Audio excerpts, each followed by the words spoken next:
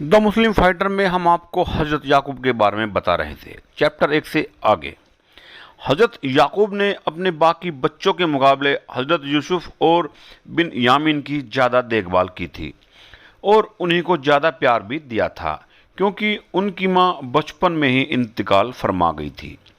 हजरत यूसुफ तंदुरुस्त और दीनी एतबार से बहुत ही लायक बच्चे थे। उन्हें देखकर ही पता चलता था कि उनका आने वाला कल काफ़ी रोशन होगा। यूसुफ अलैहिस्सलाम की इन्हीं खासियतों की वजह से हजरत याकूब अलैहिस्सलाम उनसे ज़्यादा जुड़ाव महसूस करते थे और उनकी देखभाल भी करते थे। हालांकि हजरत याकूब अलैहिस्सलाम की हजरत यूसुफ व बिन्यामीन में ये दिलचस्पी उनकी बाकी औलाद को परेशान करती थी।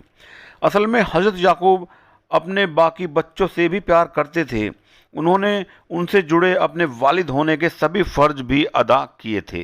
वो उनमें से किसी के साथ भी बुरा सलूक नहीं करते थे।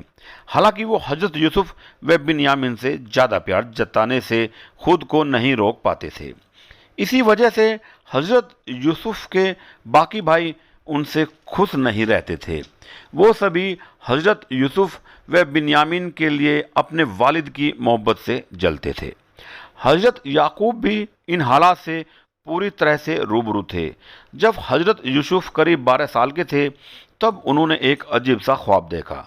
जब वो उठे तो दौड़कर अपने वालिद हजरत याकूब के पास गए और उन्हें अपने ख्वाब के बारे में बताया।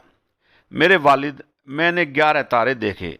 सूरज और चांद को मैंने अपने सामने झुकते हुए देखा। हजरत याकूब ने इस बारे में कुछ देर सोचा। वो समझ गए कि यूसुफ के बारे में उन्हें जो महसूस हुआ था वो सही था। अल्लाह उन्हें दुनिया में बड़ी तरक्की देने वाला था। अल्लाह अपने पैगाम को पूरी दुनिया में फैलाने वाला था। ये सोचते हुए हजरत याकूब ने यूसुफ अलैहिस्सलाम से कहा, मेरे प्यारे छोटे बेटे, अपने भाइयों को अपने सपने के बारे में ना बताना। ऐसा ना हो कि वो तुम्हारे खिलाफ कोई साजिश रच दें, क्योंकि शैतान इंसान के लिए जाहिरी तौर पर दुश्मन है। ओ मेरे बेटे, अपना सपना एक सच्चा सपना है।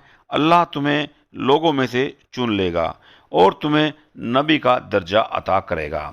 अल्लाह तुम्हें बड़ी नेमतें, दौलत और सल्तनत अता करेगा। वो आपको सपनों को समझना सिखाएगा और साथ ही साथ पाक किताबों के राज और उनकी बुनियादी बातों से रूबरू कराएगा। हजरत याकूब ने 11 तारों को अपने बेटों के तौर पर, सूरज को खुद और चांद को अपनी बीवी के तौर पर ताबीर किया। इससे पता चला कि हजरत यूसुफ का दर्जा उनसे बड़ा होगा। सपनों को समझने की काबिलियत हजरत याकूब के मुल्क में बहुत ज़्यादा थी। यूसुफ के भाई भी सपनों की ताबीर करना जानते थे। अगर उन्होंने उनके सपने के बारे में सुना होता तो वो आसानी से उसको समझ जाते। अगर उन्हें ये पता चल जाता कि यूसुफ उनसे बेहतर होगा तो वो ये बात मानने से इनकार कर देते।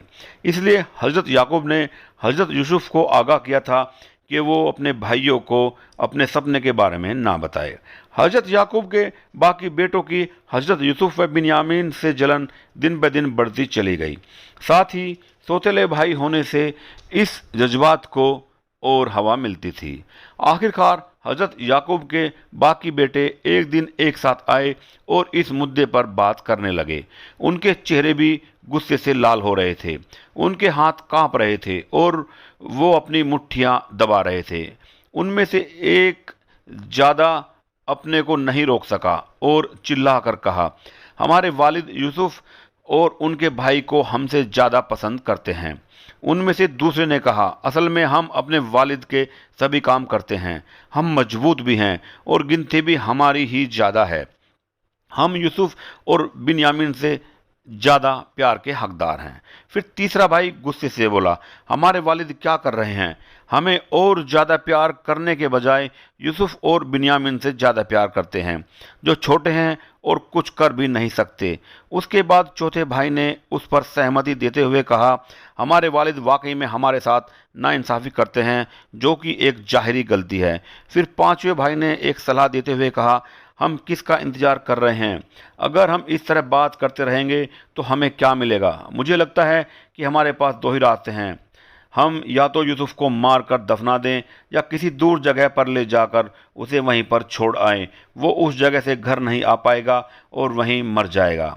उसके बाद हमारे वालिद हमें ज़्यादा प्यार करेंगे। ये सलाह सबको अच्छी लगी।